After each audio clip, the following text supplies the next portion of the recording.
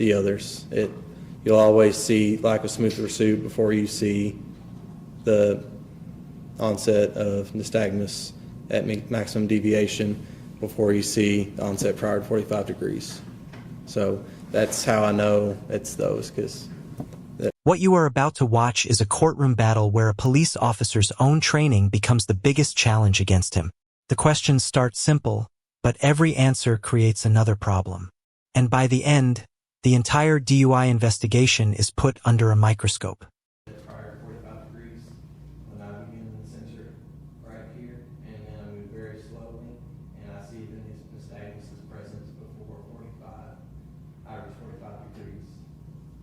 And I stopped a little past 45 degrees, and I had not detected any nystagmus. And I repeated the same over here, detecting no nystagmus before 45 degrees. And then I continued the same pattern. I performed that again, and then I turn my finger sideways. I'm gonna watch my finger move with his eyes on me, my finger to his head. Went up here, look for the vertical gaze nystagmus, which indicates that someone could have more alcohol than they're used to having, and he had no vertical gaze nystagmus. And that concluded the HDN test. Without the explanation now, could you simply perform the test from start to finish as you did on that night, without commentary? Yes.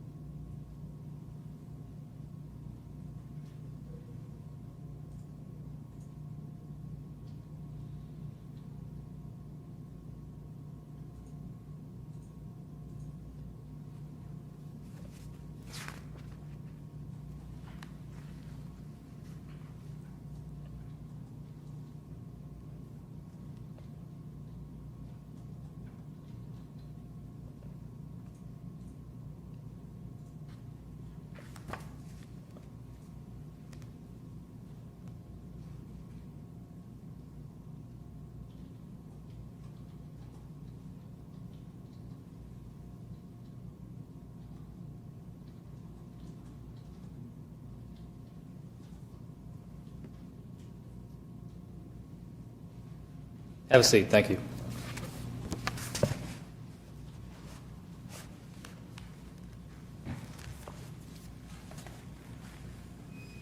Officer, you were trained as to what would happen if the stimulus is moved too fast during any of these tests. It can appear as a lack of smooth pursuit. If the stimulus, your finger or a light pen that you use, that is moved too fast during the test, it would mess up the results of the test in plain language, would it not? It could. On the citation, you noted that you observed 4 clues. Total between the 3 tests. Between the 3 tests. I observed 4 clues on HGN, 2 on walk and turn, and 1 on one leg stand. I had 5 clues. I'm adding wrong. 4 on HGN, 2 on walk and turn, and 1 on one leg stand. So you observed 4 clues on the HGN. Yes. You said 2 on the lack of smooth pursuit. Yes, sir. And 2 on the distinct and sustained nystagmus at maximum deviation. Yes. Where is that in your citation? Well, I put 4 clues because you will not see the onset of nystagmus prior to 45 degrees before you see the others. you'll always see lack of smooth pursuit before you see the onset of nystagmus at maximum deviation, before you see the onset prior to 45 degrees. So that's how I know it's those, because they're always in that order. Once again, officer, simple question. Where does it say distinct and sustained nystagmus and or smooth pursuit on your citation? It doesn't say that. You then asked Joel to perform the walk and turn. Yes, after the HGM.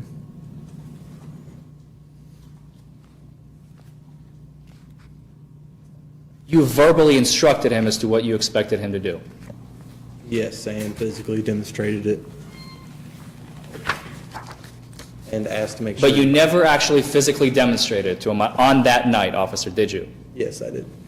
You never demonstrated the one-leg stand either, did you? Yeah, I had demonstrated all the tests that I... You physically demonstrated the test to him on that night. That's your testimony here today. Yes, I physically demonstrated the walk and turned, as I did here. And I physically demonstrated the one-leg stand. And I asked him if he understood the Could instructions. you please... And he said yes. That's enough, officer. Could you please... Hold on. He gets to answer your question, so if you want him, if you have an objection to something that he is saying or don't believe it's responsive, you can ask me to do that, but it's my job to determine whether the witnesses should stop talking or not stop talking, not the attorneys. Thank you. Could you please stand up and perform the one-leg stand for us? Yes.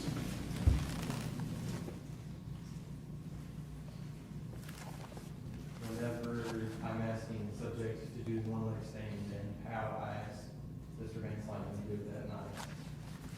While I'm giving them instructions, just like on the walk and turn test, ask them to hold a position while I give them the rest of the instructions, and not start until I tell them to, make sure they understand.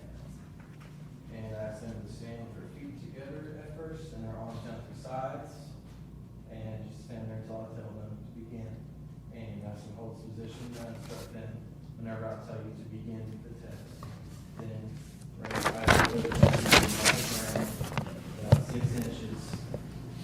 You raise foot parallel to the ground, point your toe, and then count out loud. Keep your arms at your sides, and not swaying, and not hopping. Counting out loud. 1001, 1002, 1003, 1004, 1005, until I tell them to stop. And during that time, not to raise their arms, like I said, not to hop, not to sway, and keep your arms out your sides, so pointed parallel to the ground, and not put the foot to the ground, and I time them for 30 seconds, and then ask them to, you understand my instructions, after I give them the demonstration, and then he replied yes, and then he began the test. Have a seat.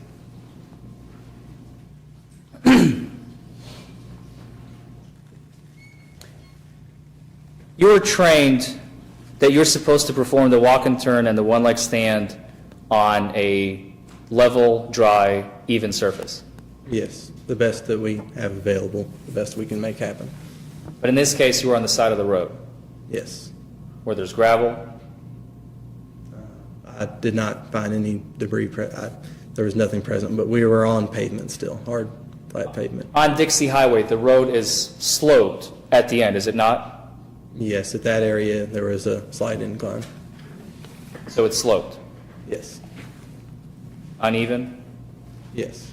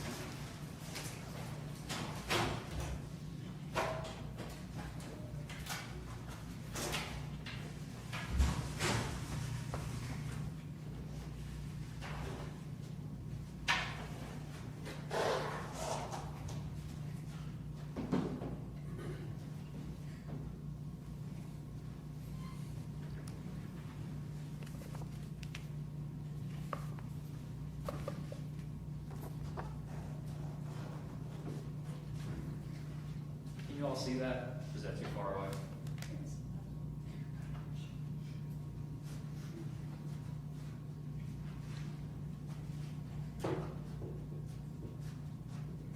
Is that better?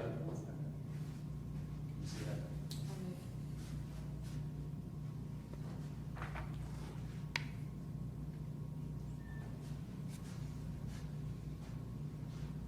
Officer, would you agree that the items listed on the left are things that you're supposed to look for in a DUI stop?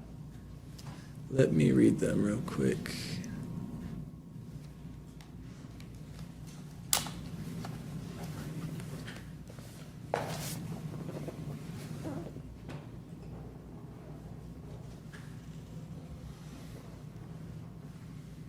Yes.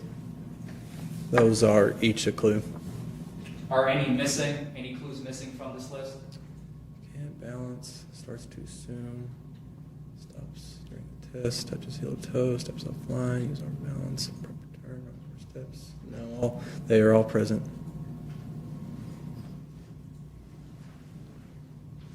Joel Van Slyvan was able to balance during the instructions. Yes. You testified to that. Yes.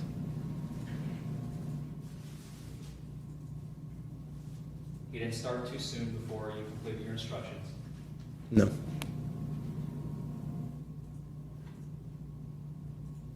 You said that he stopped while walking on the 9th step. Yes. So how many times did he stop throughout the 18 steps? He stopped at the 9th step. One time. Yes, he showed one clue from stopping during the test. One clue. Yes, that was one of the clues. I don't want to mark anything wrong. I just want to make sure we're on the same page. He stopped one time at the 9th step. That was your testimony. Is that right? Yes, he stopped one time.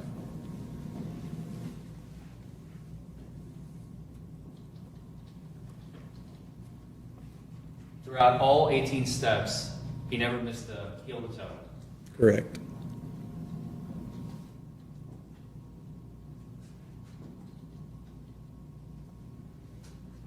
He never stepped off the line. No.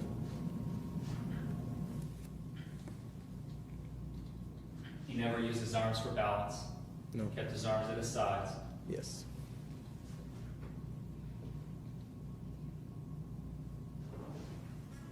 You noted that,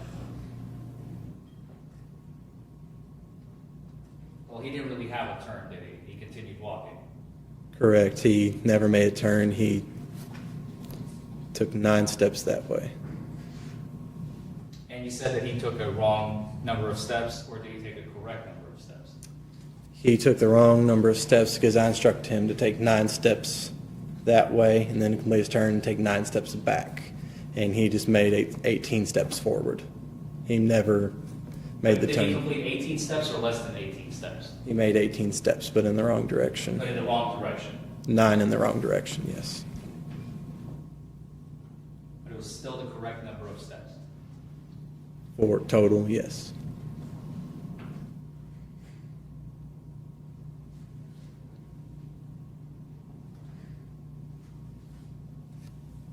So out of 93 possible clues on this test, you saw 2. I go off of those clues. I have just those clues there that you list on the side. We don't look for how many times, really. Just what we go off of is if 2 clues are present on the test, then that's the 87% chance, or the 78% chance on the walk and turn probability that they are under the influence of alcohol. We don't, if one clue is shown multiple times, we don't write it down. We don't count it multiple times. It's one clue, even if they do it 3 times, such as on the walk and turn whenever he showed, whenever he put his foot down twice for the 3-second mark, that was still one clue. So on the walk and turn, based on the number of clues that are available, minus the number of clues that you saw, Joel scored a 97.84% on that test. Don't give a score. He showed 2 clues on the test out of 8.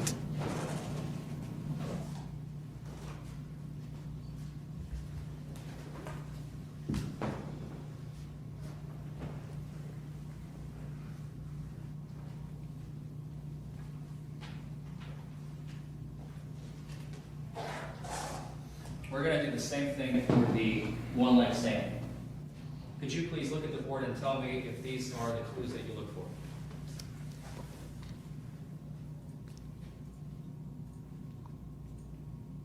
And if any of them are missing, please let me know.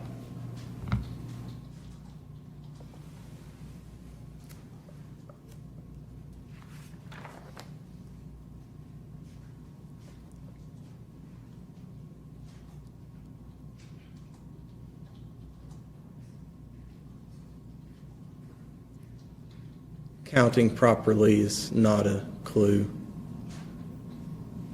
They're not supposed to count out loud? 1 1,000, We 2 1,000? we asked them to, but that is not a clue that we look for. It's just another thing for them to do during the test that we instruct them to. If they mess up their numbers, it's not a clue. So if they screw up their numbers, they start saying 1,005, 1,070, 1,032, that's not a clue. Correct. It's not a clue that we count. Did he follow your instructions during the instruction phase? Yes, he stayed where he was supposed to and held that position.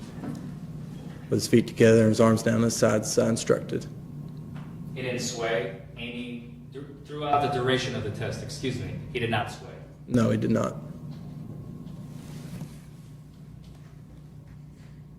He did not use arms to balance himself. No, he kept him down at his side.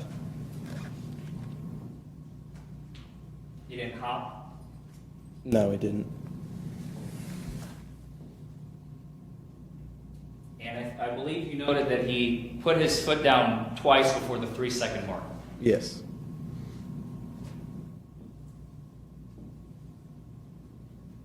And I believe you said counting properly is not a clue. Correct. So we're going to strike that, change this, subtracting the non-clue. We can add 5.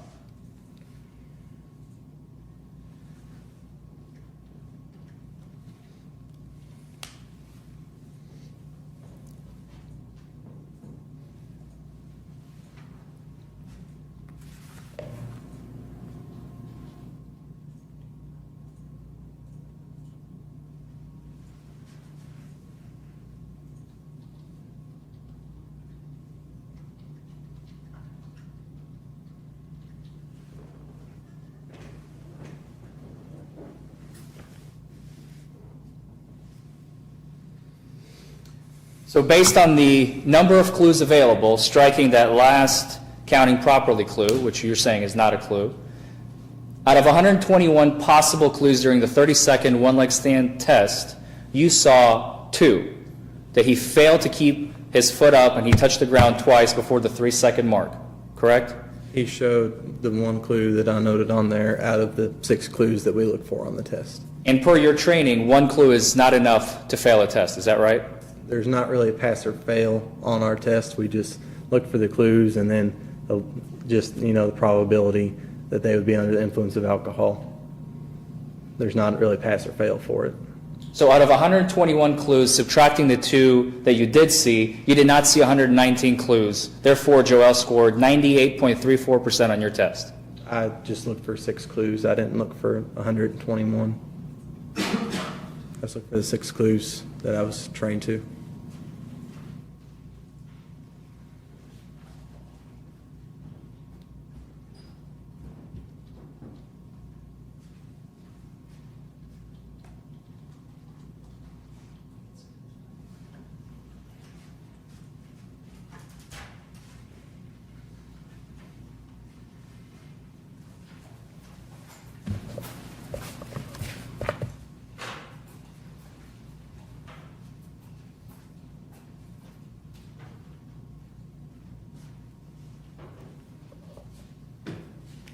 You then made a decision that Joel failed your field sobriety test and you placed him under arrest. No, I made the decision that he showed enough clues that indicated he was under the influence and too impaired to be driving. And then that is whenever I placed him under arrest. And you arrested him? Yes.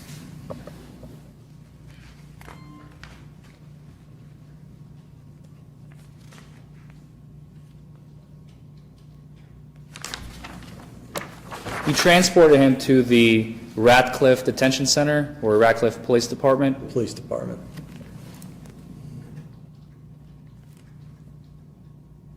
When you arrive at the jail, do you go through a sally port of some sort? Yes. Or at the police department, do you go through a sally port? No. Are there any cameras outside? Yes, there are. Do we have that video? I do not.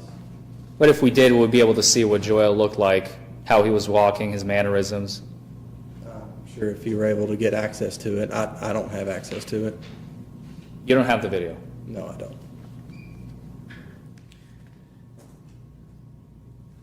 In the Radcliffe Police Department, you sat Joel on a bench and handcuffed him to the bench, correct? Yes. Does the room where he's located, does that have a video camera? Squad room, no, there's no video camera. Or what about the intoxilizer room next door? Is that a camera? Is there a camera in there? I couldn't, I'm not sure, to be honest with you.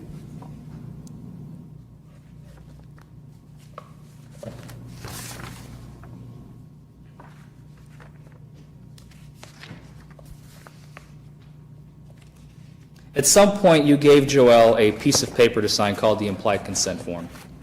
Yes, I read it to him and then asked him to make his choices on there and then sign whatever his choice was.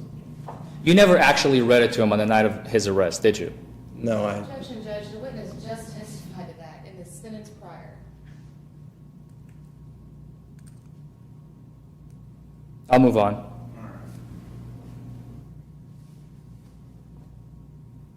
He had him sign it.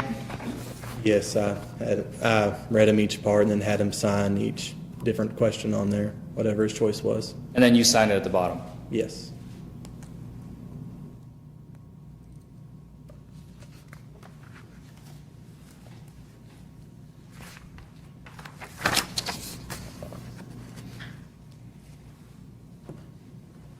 You were moving in and out of the room during the course of the 33 minutes that you were supposed to observe Joel. I moved from the squad room to the intoxilizer room that are connected by an open doorway, but it's in line with the benches. I knew where he was the entire time, and they didn't have access to anything. You did not have visual contact with him the whole time, though, did you? No, I didn't like just look and stare at him for the whole time. No, I didn't. Did you walk out into the hallway? No, I didn't walk out into the hallway. Did you go get coffee? I don't drink coffee. Did you get yourself a different drink, a water maybe? No, You never went into the hallway, period. no, I did not. That's your testimony here today. Yes, it is.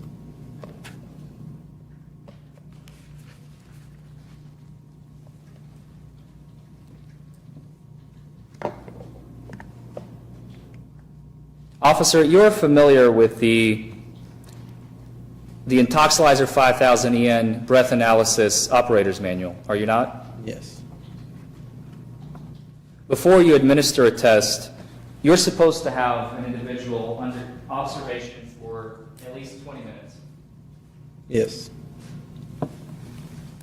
That is to make sure that they do not regurgitate, put anything in their mouth. And to make sure that the residual mouth alcohol is absorbed into the mucous membranes by the time we take the test, so it's not getting the alcohol just right up, sitting in their mouth still. Gives that time to absorb. If a person were to burp or hiccup, you're supposed to note that on the citation. I asked him if he had anything in his mouth, and he told me no, but if he would have informed me, I would have, but he did not. You never asked him if he burped, did you? I asked him if there was anything in his mouth. Please answer the question, officer. No. You never asked him if he burped. Correct. You never asked him if he regurgitated. Correct. You never asked him if he hiccuped. Correct. You never asked him if he threw up. Correct. All of those things are required under your training, and you did not do them. Correct? That's not a question. I think you'll probably need to phrase that in the form of a question. You just made it more of a statement. These four things you were trained to ask, correct? I did not ask those things, no. And you did not ask them. Correct.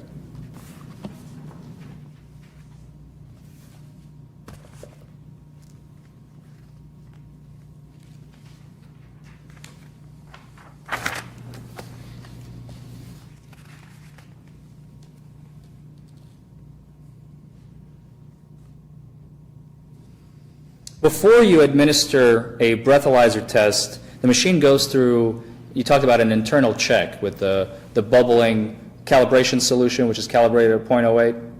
Yes. This internal check is to make sure that the machine is working properly.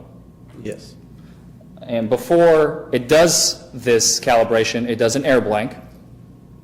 Yes. Starts with the air blank. That's the first step. Yes. Then it goes to the internal check to make sure the machine is calibrated at .08. Yes. Then it does another air blank. Yes? Yes. And then the subject is supposed to blow, Correct. followed by another air blank. Yes. Those are supposed to happen one after another in sequence. Yes. Could we please, which exhibit is it? The hospitalizer stuff? 4. Can we please have it? Thank you. Conwell's, I'm showing you what has been entered as Conwell's Exhibit 4, the intoxilizer slip. Could you please read the times on the, starting with the air blank and ending with the final air blank? If you could just read line by line. Okay, the first air blank was at 3:50 a.m. and the calibration check was at 3:51 a.m. Then the second air blank was also at 3:51 a.m. and then the subject test was at 3:53 a.m. and then the air blank, the final air blank, was at 3:53 a.m. So from the time that we had the last air blank before Joel blew, there was a 2-minute interval during which he attempted to submit a sample for you, correct? Yes. And you said that he blew more than once. Yes.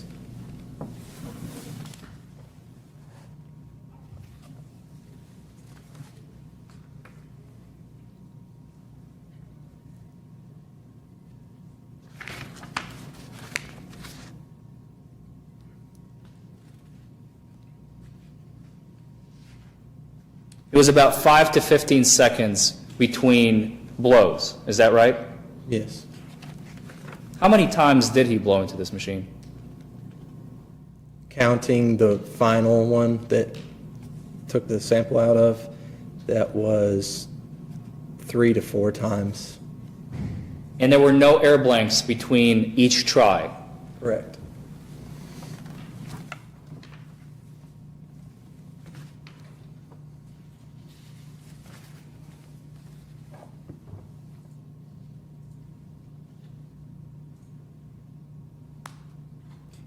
This is the moment everything comes together.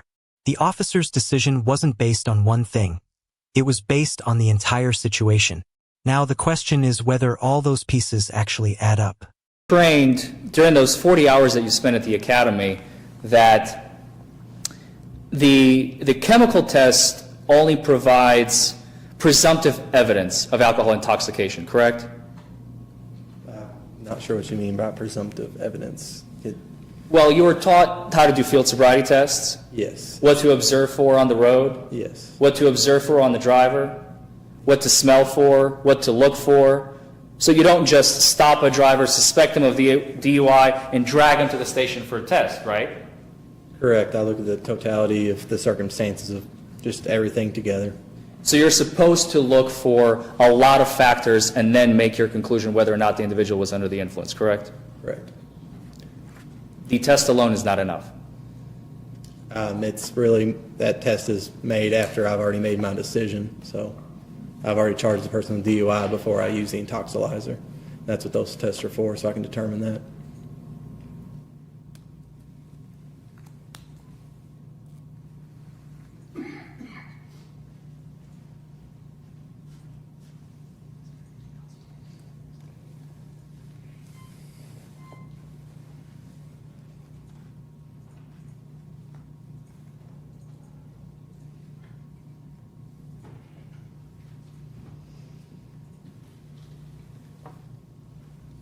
That's all the questions I have, Judge.